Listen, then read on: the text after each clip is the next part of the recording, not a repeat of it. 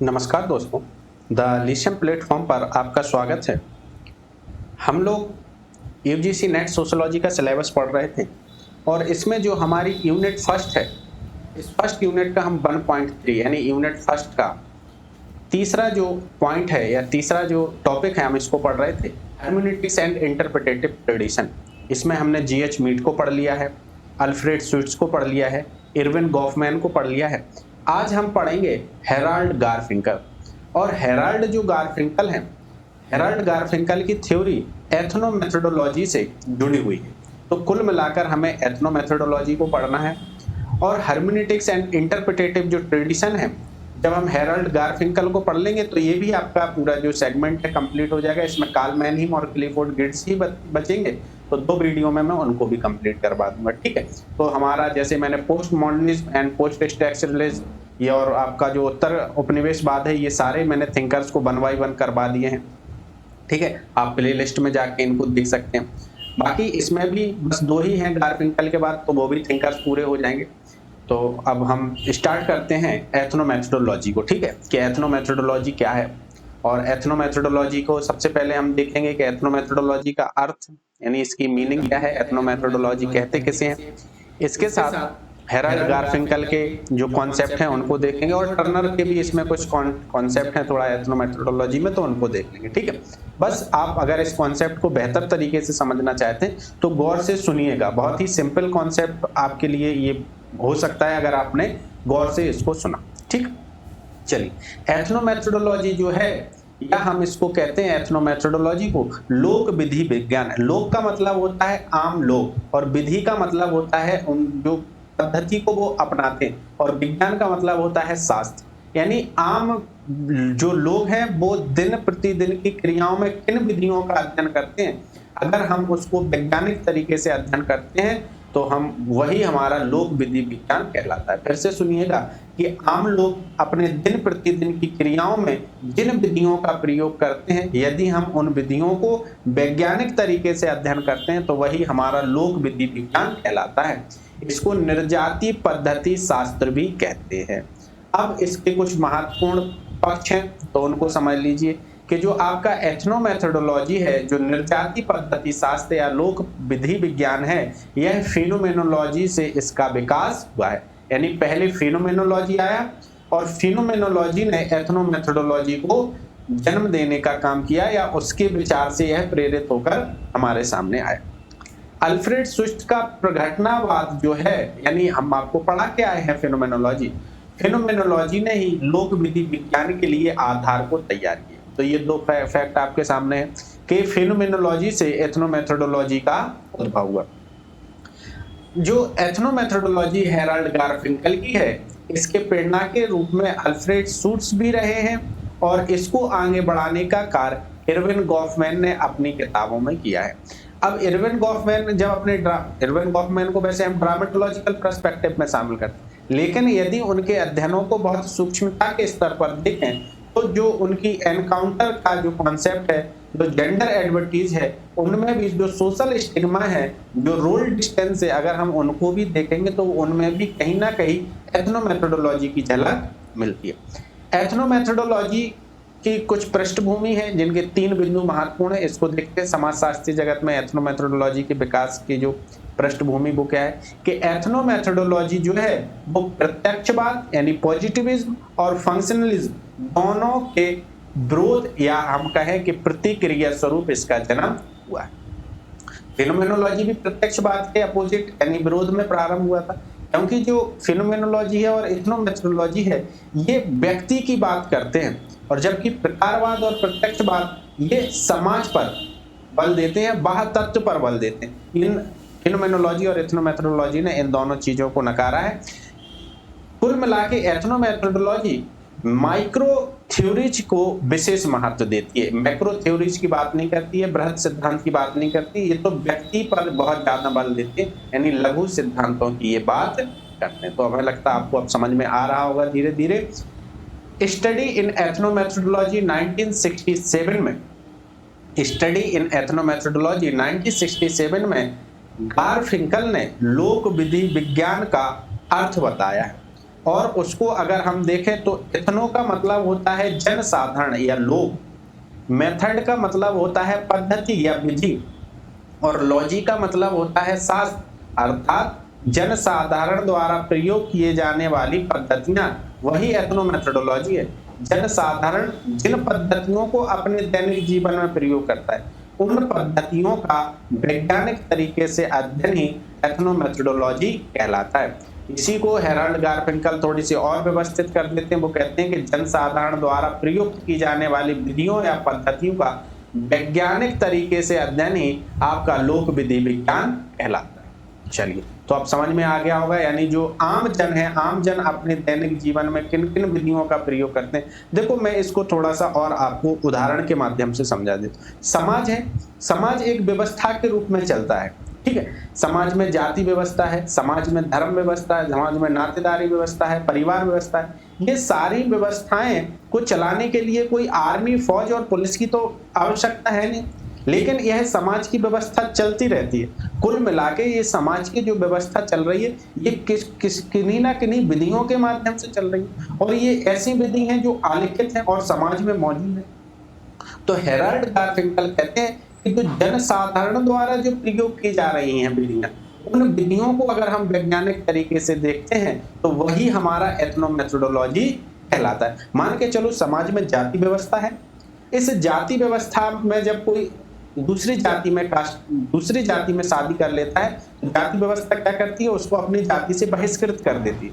यानी जो बहिष्करण की जो पद्धति है, इस पद्धति को एथनोमेथोडोलॉजी अपने अध्ययन के रूप में शामिल करता है। तो यानी जनसाधारण द्वारा प्रयोग की जाने वाली पद्धतियां ही एथनोमेथोडोलॉजी की विषय वस्तु हैं, बशर्ते हम उन पद्धतियों को वैज्ञानिक तरीके से सोचते हैं, समझते हैं और अध्ययन करते हैं, ठीक है। यानी एथनोमेथोडोलॉजी का मतलब है कि जनसाधारण अपने दिन प्रतिदिन के जीवन में जिन पद्धतियों का प्रयोग करते हैं, हम उन पद्धतियों को वैज्ञानिक तरीके से समझते हैं। यहाँ पर एथनोमेथोडोलॉजी की जो अवधारणा है, कॉन्सेप्ट है, तो एक थिंकर्स हैं जिनका नाम है जे.एच. टर्नर, और जे.एच. टर्नर ने एथनोमेथोडोलॉजी के लिए कहा है कि अगर आप एथनोमेथोडोलॉजी जो समझना चाहते हो, तो इसके लिए दो चीजों को समझना आवश्यक है। एक तो अंतःक्रिया या आत्मवाचक क्रिया, ठीक है, रिफ्लेक्सिव एक्शन, और दूसरी इन्होंने बताई थी इंडेक्सिकलिटी ऑफ मीनिंग, यानी जो आपकी आत्मवाचक क्रिया है। ये टर्नर के अनुसार टर्नर कहते हैं कि एथनोमेथोडोलॉजी जो है वो आत्मवाचक क्रियाएं और संदर्भता की क्रियाओं का अध्ययन करता है। तो इनकी आत्मवाचक क्रिया क्या है? आत्मवाचक क्रिया मैं ऐसे ही समझा देता हूँ, टेक्स्ट तो बहुत बड़ा है, लेकिन जो मैं कहूंगा वो सब टेक्स्ट में लिखा हुआ है। ये टर्नर कहते हैं कि जो आत्मवाचक क्रियाएं हैं, इन आत्मवाचक क्रियाओं के केंद्र में व्यक्ति होता है। यानी जो आपकी रिफ्लेक्टिव एक्शन है, इस रिफ्लेक्टिव एक्शन में जो क्रिया करने वाला व्यक्ति होता है वही केंद्र में होता है। और इस आत्मवाचक क्रिया का वो जब उदाहरण देते हैं तो कहते हैं कि व्यक्ति जब ईश्वर की प्रार्थना करता है या कुछ कर्मकांड करता है, रिचुअल्स करता है, अनुष्ठान पूजा पाठ करता है, तो ये सारी क्रियाएं कौन सी क्रियाएं कहलाती हैं? रिफ्लेक्सिव एक्शन कहलाती हैं। इसमें खुद व्यक्ति केंद्र में होता है।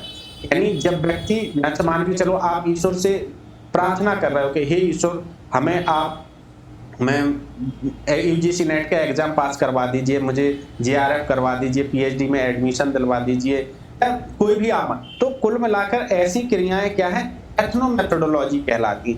और अगर मान के चलो आपको प्रतिफल नहीं मिला तो आप कहेंगे कि मेरी दुआ मांगने में, मेरी प्रार्थना करने में कुछ ना कुछ कमी रह गई, इसलिए ईश्वर ने हमें सही परिणाम प्राप्त नहीं। तो कहते हैं लोग दिन प्रतिदिन में जो आत्मवाचक क्रियाएं, जो रिफ्लेक्टिव क्रियाएं हैं, बहुत करते हैं। तो इन्होंने एथनोमेथोडोलॉजी में आत्मवाचक क्रिया की भी बात की। आत्मवाचक क्रिया की बात हेराल्ड गारफिंकल भी करते हैं, तो अभी जब हेराल्ड गारफिंकल को पढ़ेंगे तो ये फिर बात करते हैं इंडेक्सिकलिटी ऑफ मीनिंग।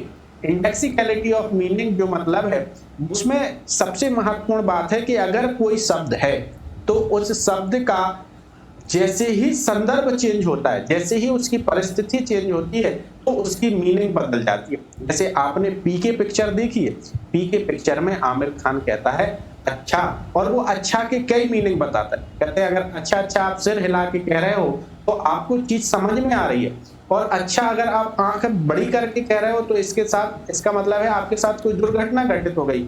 और अच्छा अगर आप किसी से गुस्सा में कह रहे हो तो उसको भी अलग। तो कहते हैं कि कोई भी शब्द है उस शब्द का अर्थ संदर्भ के साथ बदल जाता है। तो यहीं पर इन्होंने संदर्भता की अनुक्रमणिका यानी इंडेक्सिकलिटी ऑफ मीनिंग की बात की है। तो टर्नर की केवल यही समझना है कि टर्नर जब एथनोमेथोडोलॉजी की बात करते हैं तो उसमें वो रिफ्लेक्सिव एक्शन और इंडेक्सिकलिटी ऑफ मीनिंग की बात करते हैं। अब अगर हम एथनोमेथोडोलॉजी की और परिभाषाएं देखें तो एथनोमेथोडोलॉजी में हम कहते हैं, जो हेराल्ड गारफिंकर ने स्टडी इन एथनोमेथोडोलॉजी 1967 में कहा है कि जनसाधारण द्वारा प्रयोग किए जाने वाली पद्धतियों को जब हम वैज्ञानिक तरीके से अध्ययन करते हैं तो वही एथनोमेथोडोलॉजी कहलाती है। जबकि टर्नर कहते हैं कि एथनोमेथोडोलॉजी में आत्मवाचक और अनुक्रमणिका द्वारा अंतः क्रियाओं का विश्लेषण किया जाता है। तो आत्मवाचक क्रियाएं क्या है? ईश्वर की प्रार्थना करना। और अनुक्रमणिका क्या है? यानी आपकी जो इंडेक्सिकलिटी क्या है? इंडेक्सिकलिटी का मतलब है कि शब्द वही रहता है लेकिन शब्द जैसे ही परिस्थिति के साथ दूसरी परिस्थिति में आता है तो उसका भाव बदल जाता है। तो एथनोमेथोडोलॉजी में उन्होंने अंतः क्रिया के विश्लेषण में दो चीजों को बहुत महत्व दिया है। एक तो रिफ्लेक्टिव एक्शन को बहुत महत्व दिया है और इंडेक्सिकलिटी ऑफ मीनिंग को बहुत अधिक महत्व दिया है। किसने? टर्नर ने। और इसको हेराल्ड गारफिंकल ने भी प्रयोग किया है। ठीक है, चलिए तो ये सारा टेक्स्ट है, आप पढ़ लेना। मैंने जो कुछ बताया है वही सब इसमें लिखा हुआ है, तो ये आपका पढ़ने का काम। अब हम सीधे आते हैं एथनोमेथोडोलॉजी के कुछ तथ्यों पर। ठीक है, कि एथनोमेथोडोलॉजी किन तथ्यों की बात करती है। ये सारे प्रश्न कहीं ना कहीं आए हुए हैं, बस मैंने उनको फैक्ट रूप में लिख दिया है कि एथनोमेथोडोलॉजी जो है ये संवादात्मक विश्लेषण 2017 में आया हुआ क्वेश्चन है का भाग है। यानी एथनोमेथोडोलॉजी संवादात्मक विश्लेषण पर महत्व देता है। एथनोमेथोडोलॉजी समष्टि समाजशास्त्र का भाग नहीं है। इसका मतलब एथनोमेथोडोलॉजी मैक्रो सोशियोलॉजी का भाग नहीं है बल्कि माइक्रो सोशियोलॉजी का भाग है। जब मैंने आपको एंथनी गिडिस पढ़ाया था तो उसमें मैंने मैक्रो और माइक्रो सोशियोलॉजी में अच्छा अंतर करके बताया था, तो आप वहां पर इसको समझ गए होंगे। क्योंकि अगर हर वीडियो में हम इसको रिवाइज करेंगे तो थोड़ी सी फिर लेंथी हो जाती है। ऐसे ही लोग कहते हैं कि सर आपके वीडियो बहुत बड़े बड़े। देखो 100 सुनार की एक लोहार वाली कहानी सुनी होगी, 10-10 मिनट के आपने 10 वीडियो देखे, यानी आपने कितना टाइम दे दिया? बहुत टाइम चला गया आपका 10-10 मिनट, यानी 100 मिनट चले। और मैंने आपको 40 मिनट में जीरो से बिल्कुल A to Z सारा एथनोमेथोडोलॉजी के बारे में बता दिया। तो ये जो 40 मिनट में आप A to Z पूरा एथनोमेथोडोलॉजी के बारे में सीख रहे हो, ये ज्यादा आपके लिए फायदेमंद होगा, ना कि 10-10 मिनट के 10 अलग अलग वीडियो देखना। तो इसीलिए कहते हैं कि एक किताब को बार बार पढ़ना ज्यादा अच्छा है, जबकि कई किताबों को बार बार पढ़ने से। इसलिए आपको मैं थोड़ा, हमारे वीडियो 40 मिनट 30 मिनट 50 मिनट 1 घंटे तक पहुंचते हैं, उसका मतलब यही होता है कि हम आपको अधिक से अधिक कंटेंट दे सके, अधिक से अधिक एग्जाम के पॉइंट ऑफ व्यू की चीजें दे सके। तो आप इसको बिल्कुल उसमें मत लीजिए कि ये आपके लिए फायदेमंद। 10 मिनट के वीडियो में लोग चीजें बताते हैं लेकिन उतनी नहीं बताते हैं, इधर उधर से क्वेश्चन घूमता है पर चीजें बिगड़ जाती है। ठीक, तो इसलिए अधजल गगरी छलकत जाए वाली। आपने एथनोमेथोडोलॉजी पढ़ी भी है, आपको पता भी है कि आपको आती है, लेकिन जब प्रश्न बनता है तो नहीं आती। ऐसी स्थिति से निपटने के लिए आवश्यक है कि आप अधिक से अधिक क्या करें, डीप में जाएं, गहराई में जाएं और कॉन्सेप्ट को बाकी समझें। तो एथनोमेथोडोलॉजी में संवादात्मक विश्लेषण को बहुत महत्व दिया जाता है। एथनोमेथोडोलॉजी जो है वो मैक्रो सोशियोलॉजी का भाग नहीं है बल्कि माइक्रो सोशियोलॉजी का पार्ट है। निर्जाति पद्धति सा सूक्ष्म स्तरीय अध्ययनों पर बल देता है। ये चीजें मैं आपको बता के आया हूं। निर्जातीय पद्धति शास्त्र जो है वो सहभागी अवलोकन का सहारा लेता है। ये सारी चीजें रिपीटेड क्वेश्चन है। निर्जातीय कार्य प्रणाली वेत्ता जो है, यानी जो निर्जातीय दृष्टिकोण से अध्ययन करते हैं, वो व्यवहारिक तर्क पर ज्यादा महत्व देखते हैं, ना कि सैद्धांतिक तर्क पर। लोक विधि विज्ञान प्रत्यक्षवाद, प्रकारवाद और संघर्षवाद का आलोचक है, यह इनको स्वीकार नहीं करता। लोक विधि विज्ञान में दो अवधारणाएं, आत्मवाचक, अभी मैं बता के आया था, रिफ्लेक्टिव एक्शन, और संदर्भिता इंडेक्सिकलिटी ऑफ मीनिंग के माध्यम से हम विश्लेषण करते हैं। यानी समाज में जो विधियां हैं, जो जिन विधियों को लोग अपने दिन प्रतिदिन में प्रयोग कर रहे हैं, उनका हम विश्लेषण कैसे करते हैं? आत्मवाचक क्रिया के माध्यम से और इंडेक्सिकलिटी ऑफ मीनिंग के माध्यम से। लोक विधि विज्ञान को हम व्यक्ति पर आधारित एक सिद्धांत समझते हैं जो पारस्परिक संबंधों द्वारा समाज को समझता है। ठीक है, ये रिफ्लेक्टिव एक्शन के बारे में मैं आपको बता के ही आया हूं, और आत्मवाचक क्रिया का केंद्र बिंदु व्यक्ति होता है। तो ये वही चीजें हैं, तो इसको रिवाइज नहीं कर रहे हैं। चलिए, अब एथनोमेथोडोलॉजी का जो सिद्धांतकार है, और ये हमारे सिलेबस में डायरेक्ट दिए गए हैं, हेराल्ड गारफिंकल। तो हम हेराल्ड गारफिंकल को देख लेते हैं। हेराल्ड गारफिंकल की जो बहुत महत्वपूर्ण पुस्तक है, जहां से प्रश्न बनता ही बनता है, स्टडी इन एथनोमेथोडोलॉजी, ये आपको याद रखना है, 1967 की। हेराल्ड गारफिंकल अमेरिकन समाजशास्त्री थे। इनका जन्म 1917 में हुआ था, ठीक है, और इन्होंने हार्वर्ड विश्वविद्यालय से पीएचडी की डिग्री की। 1967 में स्टडी इन एथनोमेथोडोलॉजी प्रकाशित किया, और इनका जो स्टडी इन एथनोमेथोडोलॉजी है वो फिनोमेनोलॉजी से प्रभावित था।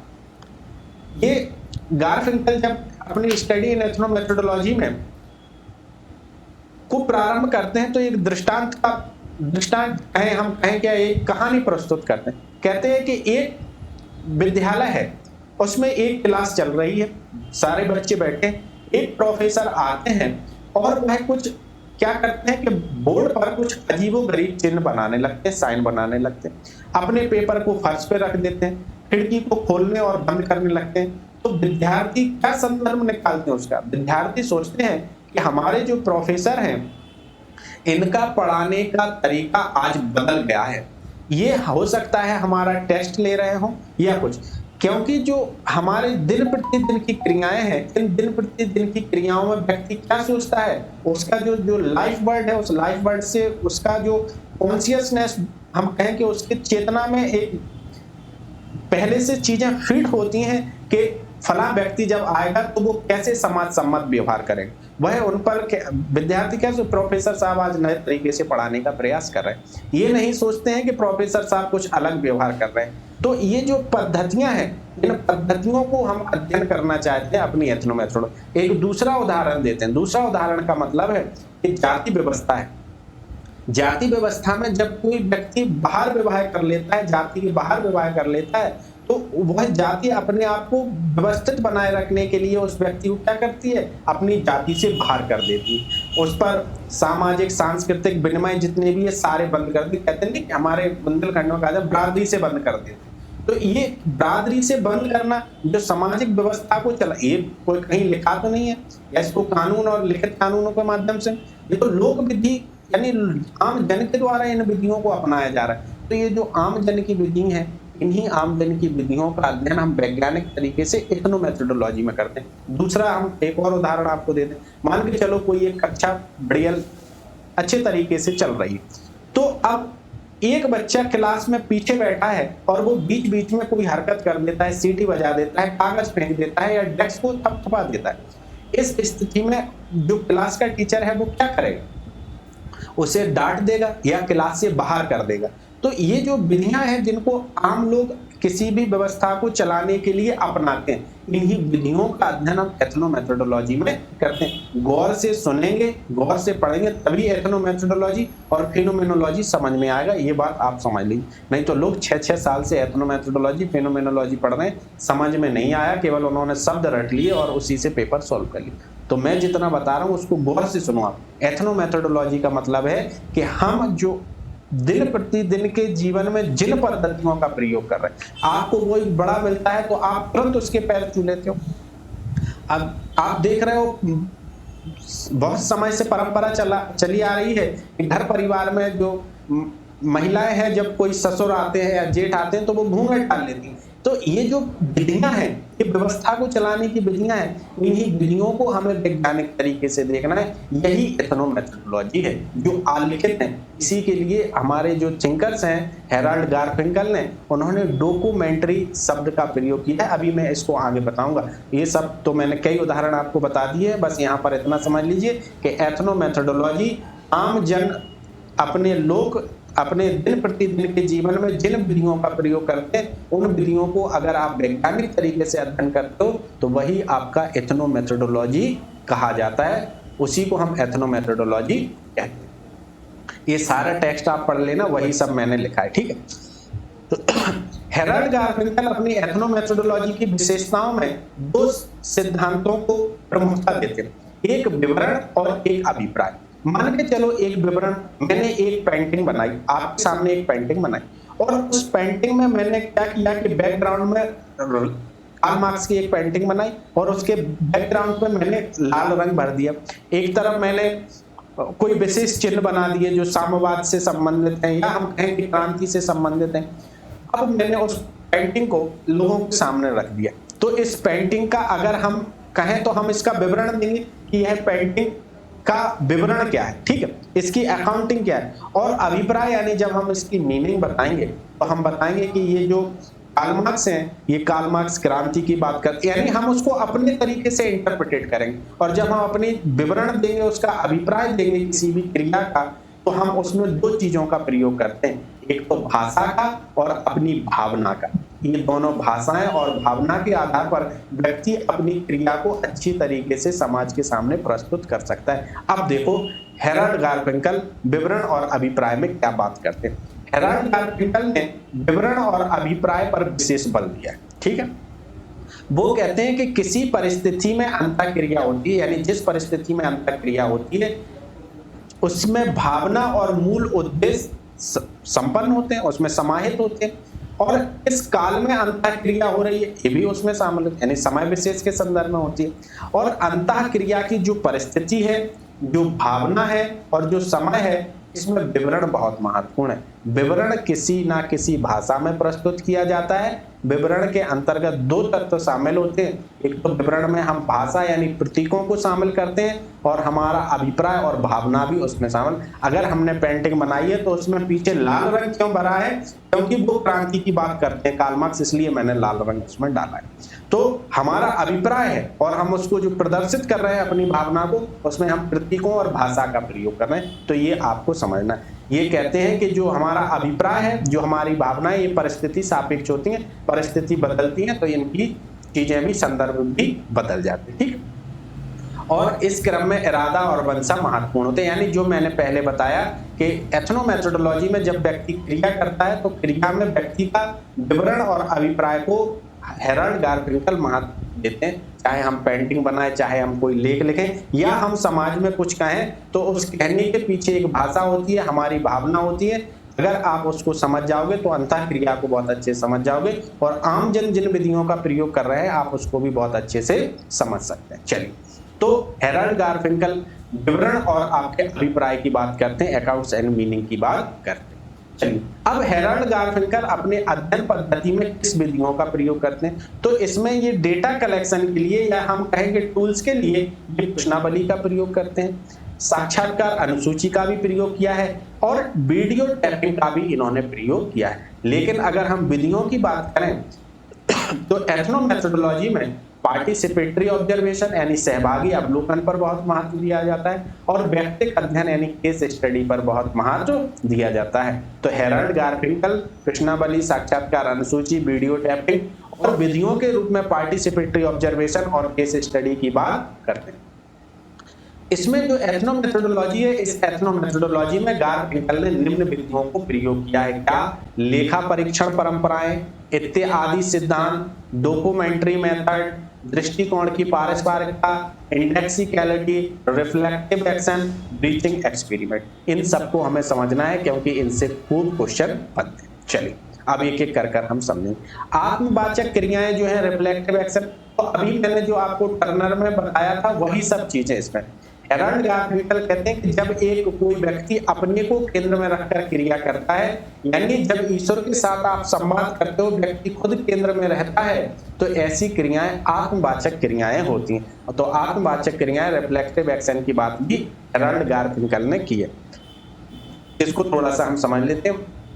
जब एक व्यक्ति किसी एक स्थिति में क्रिया को करता है तो उसका अर्थ वह अपने अनुभव और बोध के अनुसार लेता है। इसी को उन्होंने आत्मवाचक क्रिया कहा है। जैसे मान के चलो कि मैं प्रार्थना करूं, मैं दुआ मांगू ईश्वर से कि हे ईश्वर हमें बेहतरीन कामयाब कर दो, फलाना ढिकाना, ये सब चीजें, तो ये हम स्वयं के साथ बात कर रहे हैं। इसमें हमारे स्वयं के अनुभव है, स्वयं के बोध है। जब आप स्वयं के अनुभव, स्वयं के बोध के आधार पर कोई क्रिया करते हो, हेराल्ड गारफिंकल उसको आत्मवाचक क्रिया कहते हैं। जैसे ईश्वर के साथ प्रार्थना करना, आप ईश्वर के साथ प्रार्थना करते हो, आपको जब रिजल्ट नहीं मिलता है उसका, तो आप क्या कहते हो, हमारी प्रार्थना करने में, हमारी दुआ करने में या कोई भी धार्मिक अनुष्ठान करने में कोई गलती है, इसलिए हमें उसका सही परिणाम नहीं मिला। उसके केंद्र में आप खुद हो। जिस क्रिया के केंद्र में व्यक्ति खुद होता है उसको हम रिफ्लेक्टिव एक्शन कहते हैं। चलिए, अब इंडेक्सिकलिटी, संदर्भता। तो संदर्भता की मैं बात कर चुका हूं पहले। जैसे मैंने पी के पिक्चर का उदाहरण दिया। एक अच्छा के कई मीनिंग होते हैं, जैसे परिस्थिति बदलते हैं शब्द वही रहते हैं, उसके मीनिंग बदल जाते हैं। तो इन्होंने इंडेक्सिकलिटी की बात की है, वही सब टेक्स्ट में है, तो आप इसको पढ़ लीजिएगा। आपको लेखक डॉक्यूमेंट्री मेथड की वो बात करते हैं। कौन? गारफिंकल। गारफिंकल कहते हैं कि प्रलेखी विधि वह है जिसमें जो कुछ दिखाई दे रहा है वह एक प्रकार का दस्तावेज है। यह समाज है, समाज में लोग जो क्रियाएं कर रहे हैं, जो इंटरेक्शन कर रहे हैं, यह एक प्रकार का दस्तावेज है। कहते हैं इस दस्तावेज के पीछे जो प्रतिमान है, जो क्रियाओं के पीछे की जो नॉर्म्स है, वह एक प्रकार की संरचना है। इस प्रतिमान का पता इस बात से चलता है कि व्यक्ति अपनी बातचीत में क्या करते हैं। ऐसा करने में जैसा समाज दिखाई देता है वही व्यक्ति की बातचीत में भी वही झलकता है। तो हेराल्ड गारफिंकल ने कहा है कि जो डॉक्यूमेंट्री है, यानी जो समाज है, समाज एक प्रकार का दस्तावेज है, इसके जो प्रतिमान है यही संरचना है और हमें इसी का अध्ययन करना है। इन्होंने कहा है कि प्रलेखी विधि और कुछ ना होकर व्यक्ति की अभिव्यक्ति है, यानी जो व्यक्ति समाज में कह रहे हैं, समाज जैसा दिख रहा है वही एक प्रकार का दस्तावेज है। तो इसका इन्होंने प्रयोग किया है। ब्रीचिंग एक्सपेरिमेंट बहुत अच्छा इनका कॉन्सेप्ट है, तो इसको अपन समझते हैं कि ब्रीचिंग एक्सपेरिमेंट क्या है। थोड़ा सा देखें कि यह एक ऐसा प्रयोग है जिसमें सामान्य स्वीकृत सामाजिक नियमों के उल्लंघन के संबंध में लोगों द्वारा प्रयोग की जाने वाली प्रतिक्रियाओं का परीक्षण किया जाता है। मान के चलो, एक जो मैं उदाहरण बता रहा हूं वही इसी पीडीएफ में लिखा है। एक बस है, एक बस पूरी खाली है। उस खाली बस में एक कोई लेडीज बैठी है, कोई लड़की बैठी है और उस जगह अलग अलग लोग बैठे हैं। तो आपसे उम्मीद क्या की जाती है कि आप खाली सीट पर जाके बैठो, लेकिन इस हिसाब से कहीं लिखा नहीं है। लेकिन आप क्या करते हैं, उस खाली सीट पर न जाकर लड़की के बगल में बैठ जाते हैं। जब लड़की के बगल में बैठ जाते हैं तो लोग आपको किस तरीके से देखते हैं, थोड़ी अजीब तरीके से देखते हैं। तो ये ब्रीचिंग एक्सपेरिमेंट है। इसमें क्या देखा जा रहा है कि यह एक ऐसा प्रयोग है जिसमें सामान्य स्वीकृत सामाजिक नियम, सामान्य स्वीकृत सामाजिक नियम क्या है कि बस खाली है तो आप खाली ही सीट पर बैठेंगे, लेकिन नहीं, आप तो लड़की के बगल में जाके बैठ गए या किसी और के बगल में जाके बैठ गए, तो लोग आपको इस तरीके से देखेंगे कि आप अपने आप को असहज महसूस करेंगे। यानी जब सामान्य स्वीकृत नियमों के उल्लंघन के संबंध में लोगों द्वारा की जाने वाली प्रक्रिया का परीक्षण, लोग आपको देख के हंसेंगे, आपको बार बार देखेंगे, आप असहज महसूस करेंगे तो खुद उठकर दूसरी जगह चले। तो ब्रीचिंग एक्सपेरिमेंट भी लोक विधि विज्ञान पद्धति का एक अंग है। इसके माध्यम से भी हम लोक विधि विज्ञान का अध्ययन करते हैं, यानी जनसाधारण द्वारा प्रयोग किए जाने वाली पद्धतियों का अध्ययन करते हैं। सामाजिक यथार्थ, सामाजिक यथार्थ के लिए हेराल्ड गारफिंकल ने कहा है कि सामाजिक यथार्थ का विश्लेषण सामाजिक दृष्टिकोण से ही करना चाहिए। यानी ये नहीं कि हम इकोनॉमिक्स का चश्मा पहन लें और फिर सामाजिक घटनाओं को जानने की कोशिश करें। हम मार्क्सवादी चश्मा पहन के फिर नहीं, जो समाज है, जो परिस्थिति है, हमें उसी परिस्थिति के आधार पर उस घटना का अध्ययन करना चाहिए, तभी हम अपने सामाजिक यथार्थ को समझ सकते हैं। तो सामाजिक यथार्थ का भी हेराल्ड गारफिंकल ने अपनी थ्योरी में प्रयोग किया है। स्व की अभिव्यक्ति, स्व की अभिव्यक्ति क्या है? Self expression. हेराल्ड गारफिंकल का कथन है कि व्यक्ति किसी भी घटना की व्याख्या के लिए स्वयं अपने अनुभवों के आधार पर करना चाहिए, ना कि दूसरों के अनुभव। यही तो फिनोमेनोलॉजी कहते हैं कि व्यक्ति स्वयं के बोध के आधार पर जब किसी घटना की व्याख्या करता है तो वह वास्तविक घटना कहलाती है। हम सामाजिक जगत को स्वयं के अनुभवों के आधार पर जब व्याख्या करें तो हम सामाजिक यथार्थ को जान सकते हैं। तो इन्होंने भी सेल्फ एक्सप्रेशन की बात की है अपने फिनोमेनोलॉजी, एथनोमेथोडोलॉजी में। क्योंकि एथनोमेथोडोलॉजी का उद्भव भी फिनोमेनोलॉजी से हुआ है, तो दोनों चीजें एक दूसरे से कोरिलेट है। ज्ञान की प्राप्ति, ज्ञान की प्राप्ति भी व्यक्ति को कैसे होगी? स्व अध्याय और स्व अनुभव के आधार पर ज्ञान की प्राप्ति होगी। तो अटेनमेंट ऑफ नॉलेज की बात गारफिंकल करते हैं, सेल्फ एक्सप्रेशन की बात गारफिंकल करते हैं, सोशल रियलिटी की बात गारफिंकल करते हैं, और आपके ब्रीचिंग एक्सपेरिमेंट की बात भी गारफिंकल करते हैं, डॉक्यूमेंट्री मेथड की भी बात करते हैं, इंडेक्सिकलिटी और रिफ्लेक्सिव एक्शन की भी बात हमारे जो थिंकर्स हैं गारफिंकल जी ने की। अब थोड़ा सा फैक्ट और रह गया, तो एथनोमेथोडोलॉजी के फैक्ट देख लो। कुछ महत्वपूर्ण तथ्य हैं। एथनो मेथोडोलॉजी के जो प्रवर्तक हैं या कहें कि इसके जो जिन्होंने इसको जन्म दिया, इसमें इस सिद्धांत को उद्भव करने में महत्वपूर्ण भूमिका है, वो हेराल्ड गारफिंकल है इसके प्रवर्तक। हेराल्ड गारफिंकल पर पार्सन्स के विचारों का प्रभाव है, दुर्खीम के विचारों का भी प्रभाव है, क्योंकि गारफिंकल दुर्खीम के सामाजिक तत्व की आलोचना करते हैं। लोग दिन प्रतिदिन की जो गतिविधियां हैं उसमें सहज बुद्धि ज्ञान, कॉमन जो नॉलेज है, कॉमन सेंस नॉलेज है, उसकी यहाँ पर इन्होंने बात की है। गारफिंकल का केंद्रीय मुद्दा जो है या मुख्य विषय जो है वह स्वीकृत धारणाओं के अनुसार अपने व्यवहार को अनुकूलित कैसे और क्यों करते हैं, क्योंकि फेनोमेनोलॉजी में भी सामाजिक जो हम कहें सोशल वर्ल्ड की बात की गई थी, उसी को इन्होंने आगे बढ़ाया। जो निर्जातीय पद्धतियां हैं वो परावर्तक यानी रिफ्लेक्टिव एक्शन के लिए, जो हम अभी आपको पढ़ा के आए हैं, परावर्तक क्रियाओं की बात करते हैं। गारफिंकल ने जो बृहद स्तरीय सिद्धांत है इनकी आलोचना की और व्यक्ति के जो दिन प्रतिदिन की क्रियाएं हैं इसको महत्वपूर्ण माना है। ठीक है, और ये सामाजिक तथ्यों की वही बात, दुर्खीम के सामाजिक तथ्यों की इन्होंने आलोचना की है। ठीक है, और कुछ फैक्ट है जो मतलब मेन नहीं है, जो महत्वपूर्ण चीजें थी वो मैंने आपको सारी बता दी हैं। अब एथनो मेथोडोलॉजी के जो प्रश्न है वो मैं आपको एथनो मेथोडोलॉजी का जो पार्ट 2 है उसमें हम आपको सारे प्रश्न सॉल्व करा देंगे। इसमें लगभग हमारे पास 30-35 से ऊपर प्रश्न है, तो इन सारे प्रश्नों को मैं आपको कल सॉल्व कराऊंगा। आज के लिए इतना ही, अब नेक्स्ट वीडियो में मिलेंगे।